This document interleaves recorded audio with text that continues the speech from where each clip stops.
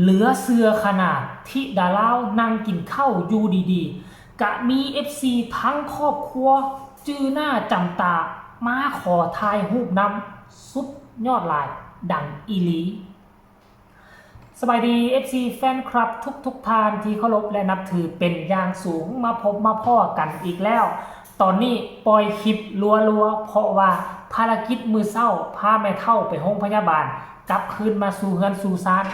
อ่านคลิปเฮ็ดข่าวเต็มพิกัดมีเท่าใดเจบ่ลาวจะจัดการให้มันเรียบร้อยเอามาลงให้ FC แฟนคลับเบิ่งและก็ฟังได้จุใจกันแน่นอนท่านผู้ชมความจริงแล้วเหตุการณ์นี้เกิดขึ้นตั้งแต่ตอนช่วงเศร้าๆพุ่นละเพราะว่าเขาเจ้าเดินทางออกจากที่พักมาตอนเศร้าๆแล้วก็มาถึงที่พักอยู่ในโรงแรมได้ไปกินข้าวทรงข้าวเศร้าว่าซะได้ไปกินข้าว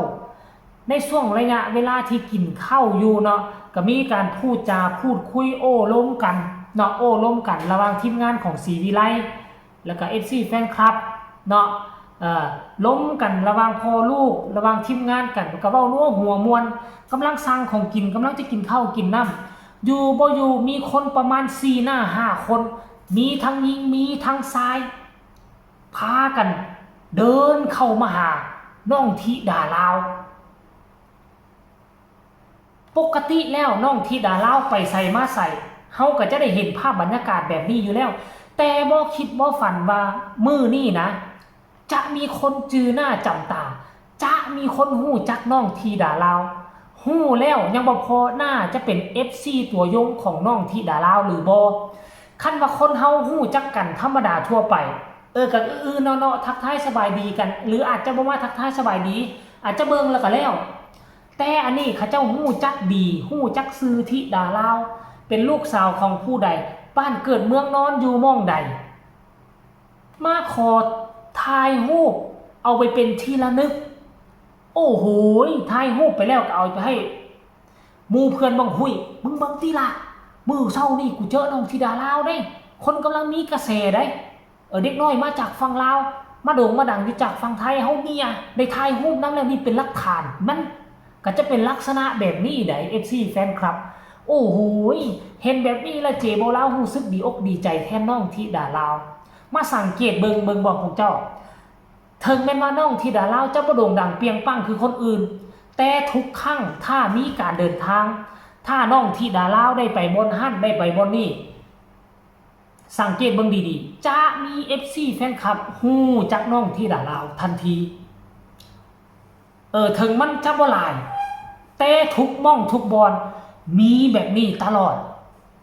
อันนี้มันเป็นโตการันตีว่าน้องธิดาลาวก็พอมีชื่อเสียงอยู่บ้างเฮาบ่กล้าเว้าว่าน้องธิดาลาวดังเปียงปังดอกพอมีชื่อเสียงอยู่ไปเจนั่นก็มีคนทักมาเจนี่ก็มีคนซื้อหยังมาให้กินบางบอนบางทีก็ให้กินฟรีก็มีเพราะฉะนั้นแล้วชื่อเสียงของน้องธิดาลาวบ่ธรรมดาค่อยขอเว้าได้เลยอยากให้ทุกคนไปชมคลิปนี้นำกันว่าเหตุการณ์เป็นแนวใดแล้วจึงมาพ่อกับเจบ่ลาวในช่วงต่อไปชมพร้อมๆกันเลยแล้วคุณมาขอถ่ายรูปน้ำเวลาขอบคุณค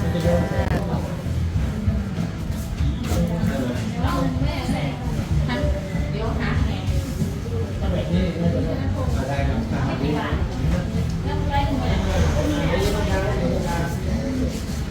โอ้หามุมถ่ายรูป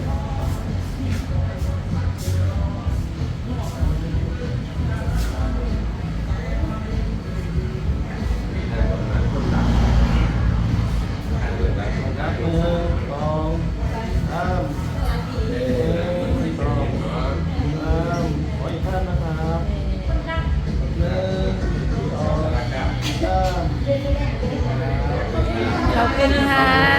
ขอบคุณค่ะขอบคุณค่ะขอบคุณค่ะ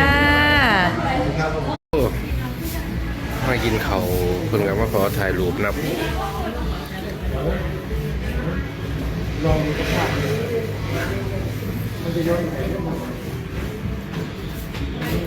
โอ้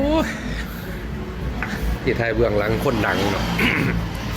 ถ่ายเบื้องหลังคนดังเมืองศรีสะเกษเนาะ คนดังเมืองศรีสะเกษเนาะคนดังเมืองศรีสะเกษแถว ทุกคนเห็นบ่ค่อยเสื้อได้เลยสมัยก่อนตอนบ่มีน้องที่ดาลาวอยู่ในนักห้องอยู่ในค่ายศรีวิไลเฮาก็ถือว่า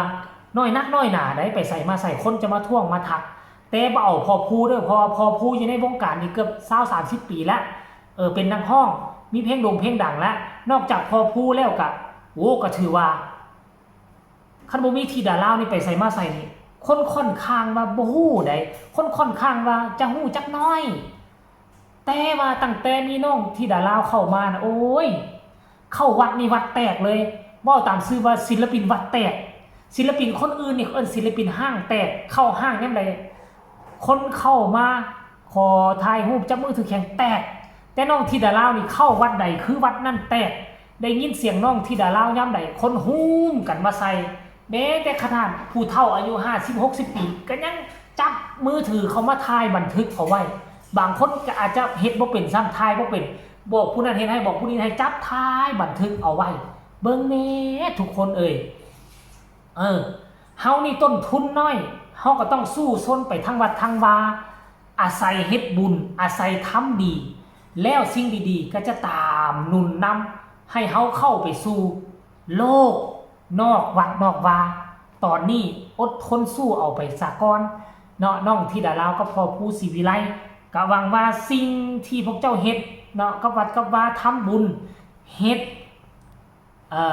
สิ่งที่พวกเจ้าเฮ็ดมันจะเป็นสิ่งดีๆมันจะนำพาสิ่งดีๆติดตามพวกเจ้ามาในอนาคตถึงแม้ว่าตอนนี้จะมีสิ่งหลายอย่างมาเบียดเบียนบ่ว่าจะเป็นแฮกเกอร์แฮกบัญชีไปแฮกเพจไปมีคอมเมนต์ที่บ่ดีมาใส่ให้ป้ายสีในทางที่มันบ่แม่นความจริงก็ให้อดให้ทนอดบ่ได้ก็สัตว์แม่มันโลดบ่ต้องย่านมันเฮาก็เข้าวัดเข้าว่าเอา